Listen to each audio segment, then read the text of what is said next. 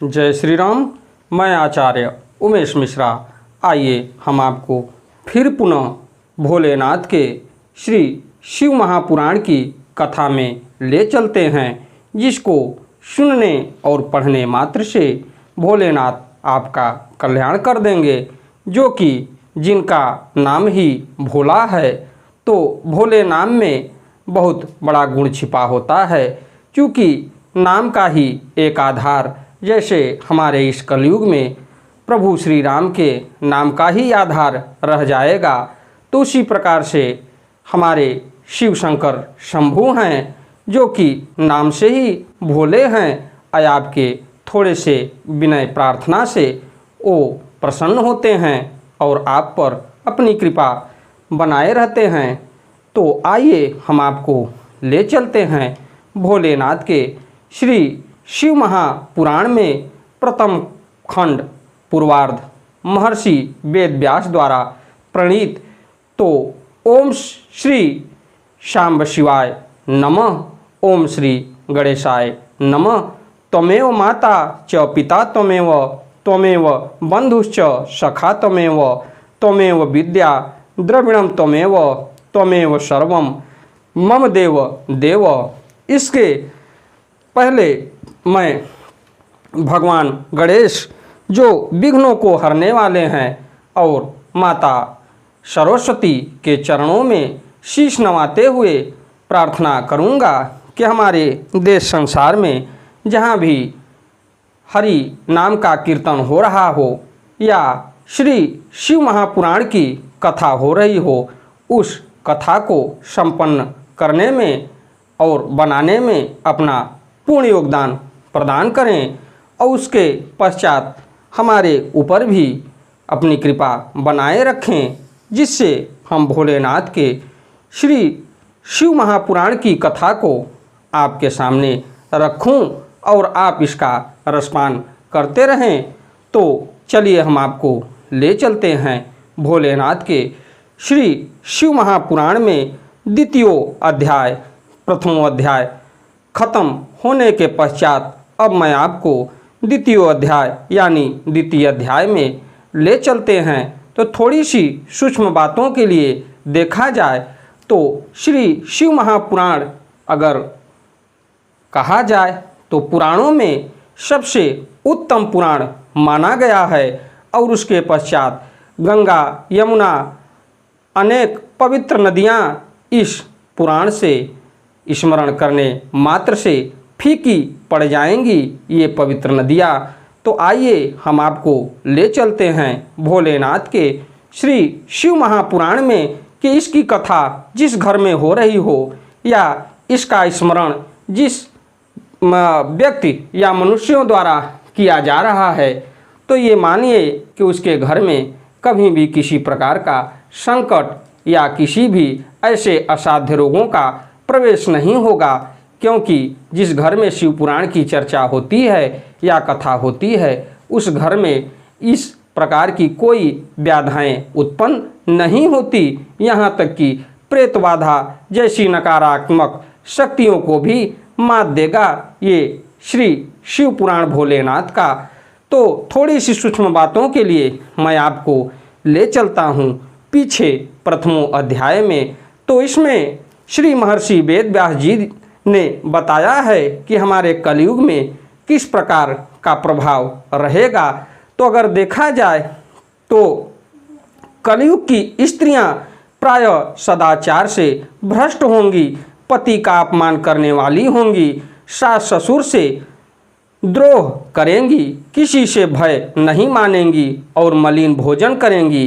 वे कुत्सित हाव भाव में तत्पर होंगी, उनका शील स्वभाव बहुत बुरा होगा। वे काम विह्वल पर पति से रद्द करने वाली और अपने पति की सेवा से सदा विमुख रहेंगी। ये कलयुग में जिनकी पत्नियां हैं उनके बारे में जो शिव पुराण की चर्चा नहीं कर रही हैं या शिव पुराण की कथा नहीं सुन रही हैं, उनके लिए महर्षि वेद व्यास ने लिखा है कि कलयुग का प्रभाव ऐसा रहेगा। संतानें माता पिता के प्रति श्रद्धा रहित दुष्ट स्वभाव वाली, असत विद्या पढ़ने वाली और सदा रोगग्रस्त शरीर वाली होंगी। अगर देखा जाए तो विद्या में जो हमको अच्छा ज्ञान देगा उसमें संतानों का मन नहीं लगेगा, लेकिन ऐसी विद्याओं में मन लगेगा जो हमारे इस कलयुग में विनाश करेगा।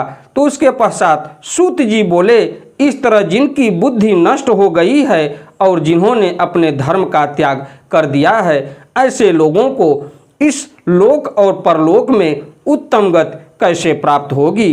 इसी के पश्चात मैं आपको ले चलता हूँ द्वितीय अध्याय में, जिसमें शिव पुराण का महात्म्य एवं परिचय है। तो आप अंधविश्वास में न पड़िए, अंधविश्वास से दूर रहिए और जो भी होगा वो भोलेनाथ की कृपा बनती चली जाएगी। आपको सिर्फ 10 मिनट 20 मिनट का समय निकाल के भोलेनाथ के श्री शिव महापुराण की कथा सुनिए, आपका सारा रोग व्याधि दूर हो जाएगा और कहीं इधर उधर भटकने की आवश्यकता नहीं है। तो चलिए मैं अब आपको ले चलता हूँ, जिसका संस्कृत और हिंदी में उच्चारण करूँगा। तो सूत उवाच, सूत जी बोले, साधु पृष्ठम साधो वस्त्रलोक्य हित कारकम गुरुम स्मृत्वा भक्त स्नेहात दक्षे तक्षण ता दरात। सूत जी बोले, हे साधु महात्माओं, आप सबने तीनों लोकों का हित करने वाली अच्छी बात पूछी है। मैं गुरुदेव व्यास जी का स्मरण करके आप लोगों के स्नेहवश इस विषय का वर्णन करूंगा। आप लोग आदरपूर्वक सुने। वेदांत सार सर्वस्वम पुराणम चैव मुक्तमम सर्वाधौधो द्वार कर्म परत्र परमार्थ दम कलि कल्म स विघ्न संसी यस्मिन्नछि वस सह परम विजभन्ते सदा विप्राश्च तुर्व ग फलप्रदम तस्याध्य यन मात्रेण पुराणस्य द्विजोत्तमाः सर्वोत्तमस्य शैवस्य ते यास्यन्ति सशूद्र तिन्मं तव द्विज भृन्ते पापम ब्रह्म हत्या पुरसस्परम या वक्षिण पुराणम ही नोदेश्यति जगत्य हो। उसके पश्चात देखा जाए तो सबसे उत्तम शिव पुराण है, वह वेदांत का सार सर्वस्व है तथा वक्ता और श्रोता का समस्त पाप राशियों से उद्धार करने वाला है। इतना ही नहीं, वह परलोक में परमार्थ वस्तु को देने वाला है। कली की कल्म पर राशि का वह विनाशक है। उसमें भगवान शिव के उत्तम यश का वर्णन है। हे ब्राह्मणों, धर्म अर्थ काम और मोक्ष इन चारों पुरुषार्थों को देने वाला वह पुराण सदा ही अपने प्रभाव से विस्तार को प्राप्त हो रहा है। हे विप्रवरों, उस सर्वोत्तम शिव पुराण के अध्ययन मात्र से वे कलयुग के पाप सक्त जीव श्रेष्ठतम गति को प्राप्त हो जाएंगे। ताव द्विज भृज भ्यते पापम ब्रह्म हत्या पुरस्परम यावच्छिव पुराणम ही नोदेश्यति जगत्य हो। उसके पश्चात अहो ब्रह्म हत्या आदि महान पाप तभी तक रहेंगे, अर्थात अपने फल को देने में समर्थ होंगे, जब तक जगत में शिव पुराण का उदय नहीं होगा। आशय यह है कि शिव पुराण सुनने के बाद अंततः करण शिव भक्ति परायण होकर अतिशय स्वच्छ हो जाएगा। अतः किसी भी पाप कर्म में मानव की प्रवृत्ति ही नहीं होगी। तब ब्रह्म हत्या आदि भयंकर पाप न होने के कारण उस पाप के फल भोग की संभावना ही नहीं है। उसके पश्चात देखा जाए तो तावत्कली महोत्पाताः सच्चरिष्यन्ति निर्भयाः यावच्छिव पुराणम ही नोदेश्यति जगत्य हो। तावत्व सर्ववाणी शास्त्राणि विदन्ते परस्परम यावच्छिण्व पुराणम ही नोदेश्यति जगत्तेः तावत् स्वरूपम दुर्बोधम शिव स्वस्य महात्मपि यावच्छिण्व पुराणम ही नोदेश्यति जगत्तेः तावधम भटाः क्रूराः सच्चरिष्यन्ति निर्भयाः यावच्छिव पुराणम ही नोदेश्यति जगत्तेः तावत्स सर्व पुराणानि प्रगर्जन्ति महीतले यावच्छिव पुराणम ही नोदेश्यति जगत्तेः। उसके पश्चात देखा जाए तो आदि भयंकर पाप न होने के कारण उन पापों का फल भोग की संभावना ही नहीं है। कलयुग के महान उत्पात तभी तक निर्भय होकर विचरेंगे जब तक यहाँ जगत में शिव पुराण का उदय नहीं होगा। सभी शास्त्र परस्पर तभी तक विवाद करेंगे जब तक जगत में शिव पुराण का उदय नहीं होगा। अर्थात शिव पुराण के आ जाने पर किसी प्रकार का विवाद ही नहीं रह जाएगा। सभी प्रकार से भुक्ति मुक्ति प्रदाता यही रहेगा। अहो महान व्यक्तियों के लिए भी तभी तक शिव का स्वरूप दुर्बोध्य रहेगा जब तक इस जगत में शिव पुराण का उदय नहीं होगा। अहो क्रूर यमदूत तभी तक निर्भय होकर पृथ्वी पर घूमेंगे जब तक जगत में शिव पुराण का उदय नहीं होगा। सभी पुराण पृथ्वी पर गर्जन तभी तक करेंगे जब तक शिव पुराण का जगत में उदय नहीं होगा।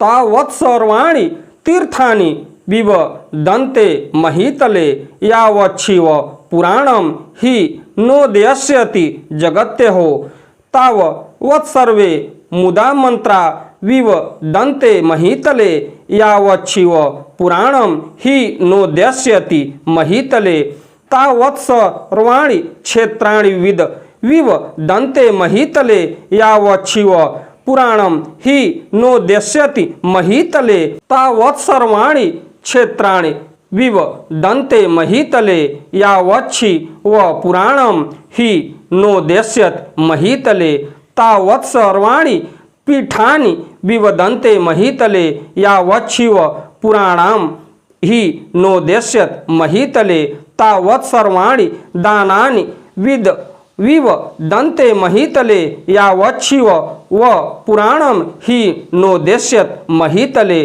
तावत् सर्वे च ते देवा विवदन्ते महीतले यावच्छिव पुराणम ही नोदेश्यत महीतले तावत् सर्वे च सिद्धान्ता विवदन्ते महीतले यावच्छिव पुराणम ही नोदेश्यत महीतले अस्य शैव पुराणस्य कीर्तन श्रवणादि द्विजाः फलं वक्तुं न शक्नोति कात्यर्येण मुनि सत्तमाः तथापि तस्य महात्म्यं वक्षे कुंचित्तु वो नधाः चित्तमाध्याय शृणुत व्यासेनोक्तं पुरा मम एतच्छिव पुराणम ही श्लोकम श्लोकार्ध मेव च य पठेद्र कित्य संयुक्त स पापन्मुच्यते क्षणात् एतच्छिव पुराणम ही यह प्रत्यह मम तदिन्त्रः